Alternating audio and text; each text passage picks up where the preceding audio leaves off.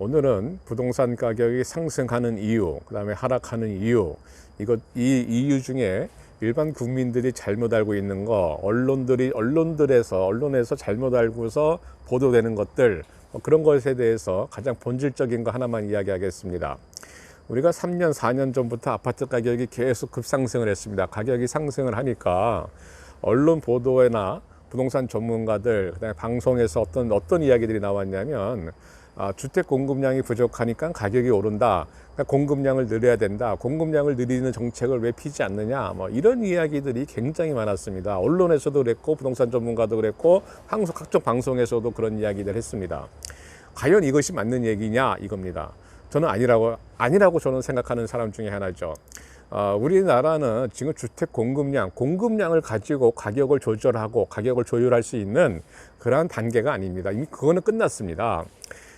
우리나라는 지금 주택 보급률이 100%죠. 100%라고 하는 것은 이미 공급은 충분히 이루어졌다는 얘기입니다.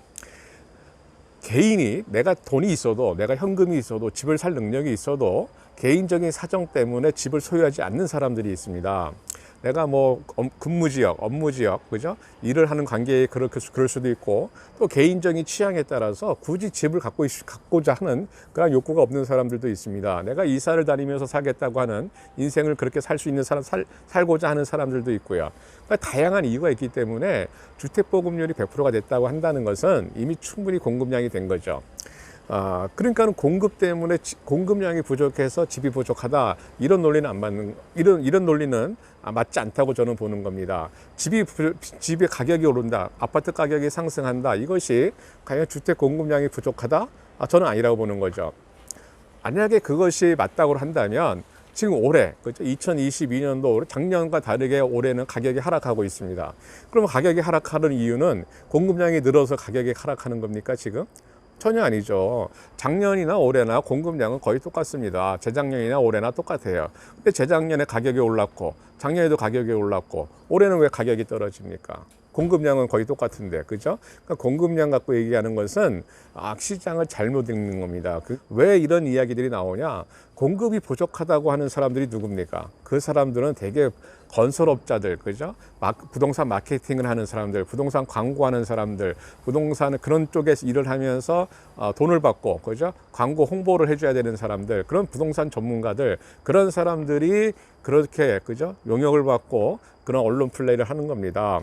그 다음에 부동산 가격이 상승하고 있을 때, 가격이 상승할 때 공급이 늘어나는 겁니다. 가격이 하락할 때는 미분양이 발생하고요. 그죠? 가격이 하락할 때는 집을 지어도 팔리지가 않기 때문에 공급이 늘어날 수가 없는 겁니다. 가격이 상승하는 시절, 가격이 계속 우상향하고 올라간다고 한다면 사업자들은, 그죠? 사업자들은 분양이 잘 될 거니까 집을 짓죠. 그죠? 가격이 하락하는데 미분양되는데 사업할 사람이 있습니까? 절대 사업 논리에도 맞지가 않습니다. 그러니까 공급이라고 하는 것은 하나의 논리를 만드는 거지, 부동산 가격이 올라간다, 아파트 가격이 올라간다고 하는 것은 공급과는 관계가 없다고 저는 보는 사람 중에 하나입니다. 그럼 가격이 왜 올라가느냐? 공급이 문제가 아니라면은 수요를 봐야 됩니다. 우리는 수요, 그죠? 공급은 괜찮아. 공급은 괜찮은데 왜 가격이 오르냐? 그럼 수요를 봐야 되죠. 수요는 무엇이냐면은 주택 시장에서, 아파트 시장에서 실제 실수요자가 있습니다. 내가 집이 필요한 사람들, 실제 수요자가 있고, 그 실제 수요자와 관계없는 가수요라는 것이 있습니다. 가수요. 우리는 이 가수요를 두 가지 관점에서 볼 수가 있습니다. 투기적인 가수요가 있고, 투자적 가수요가 있습니다. 투기와 투자를 어떻게 구분할 것이냐, 이 문제에 대해서는 차후로 다시 유튜브로 말씀을 드릴 것이고, 어쨌든 이 가수요가 있습니다. 이 가수요들에 의해서 가격이 올라가는 겁니다. 이 가수요들은 무엇이냐면 가격이 올라간다는 전제의 하에 수요가 생기는 겁니다. 가격이 떨어진다고 한다면 가수요는 사라집니다. 가수요는 가격이 올라간다고 예상을 하기 때문에 내가 집을 미리 사는 거죠. 선제적으로 내가 집을 매입해서 1년 뒤, 2년 뒤, 3년 뒤에 가격이 올라가면 이것을 파는 겁니다. 시장에 내놓고 시세 차익을 보는 거죠. 이 시세 차익을 보겠다, 그죠? 이런 니드가 있어서 시장에 참여하는 수요자, 우리는 그것을 가수요라고 이야기하는 겁니다. 근데 이 가수요자들이 과연 돈이 있느냐, 이것을 또 검토해야 됩니다. 가수요, 내가 집을 사고는 싶어요. 집을 하나 매입을 하고 싶지만 돈이 없다고 한다면 그건 수요가 아닙니다.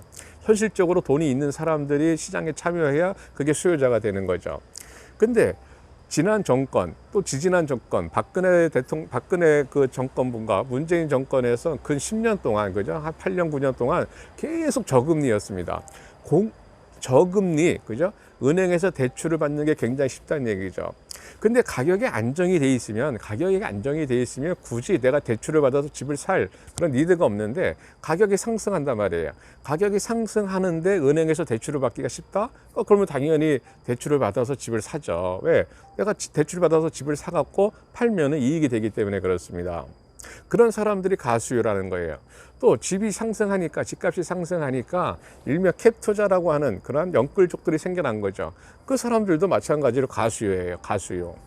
근데 여기에 덧붙인 게 무엇이냐면, 여기에 우리가 이제 가격이 상승하게 된 그 도화선이 무엇이냐면은 전세자금 대출이라는 게 있습니다. 이것이 지난 정권에서 어마어마하게 시중에 풀렸습니다. 그러니까는 담보대출과 관계없이 전세대출이라고 하는 그 자금이 어마어마하게 시장에 풀렸고, 그 전세 자금이 풀리면서 가격을 더 상승시킨 겁니다. 더 가격을 상승시킨 거죠. 가격이 상승한 것을 이런 논리로 봐야지, 주택 공급량이 부족해서 가격이 상승했다? 그건 다 제가 봤을 때는 다 거짓말입니다. 여러분들 한번 가만히 생각해 보세요. 공급량이 부족해서 가격이 상승했다 그러면 지금 가격이 하락하는 이유는 무엇입니까? 왜 떨어지는 거예요? 공급량은 똑같은데, 그렇죠? 이건 정말 이상하지 않습니까? 그러니까 그 지금 가격이 떨어지는 이유는 뭡니까? 가격이 떨어지는 이유는 지금 정권에 들어와서 금리가 급상승하고 있습니다. 이 급상승하고 있는 것이 어쨌든 간에 금리가 상승하고 있으니까는, 그죠? 은행에 내가 원금과 이자를 갚아야 되는데 그것이 감당이 안 되는 겁니다. 그러니까는 그 가수요들이 떨어져 나가는 거예요. 가수요들이 떨어져 나가고, 그 가수요자들이 투자했던 그 상품들, 부동산 상품, 아파트들이 매물로 나오고, 그러니까 가격이 하락하는 겁니다. 그러면 가격이 상승하려면 다시 가수요들이 들어와야 돼. 가수요가 시장에 참여해야 되는데 이미 그러기에는 이미 늦었다라는 겁니다. 그러면 이 가격이 하락하는 이유는 공급과는 전혀 관계없는 거고, 결국은 금리, 그죠? 그다음 시중에 풀린 돈의 논리라는 겁니다. 돈의 논리. 여러분들 이해되십니까? 돈의 논리에 의해서 가격이 상승했고, 돈의 논리에 의해서 가격이 하락하고 있는 겁니다. 최근 3년, 4년 전에 돈의 논리에 의해서 가격이 올라갔다고 한다면 지금도 마찬가지로 돈의 논리에 의해서 가격이 하락하고 있는 거다, 이렇게 보셔야 돼요. 그러면 지금 가격 하락이 언제 멈출 것인가? 이것이 여러분들한테 제일 궁금할 것 같습니다.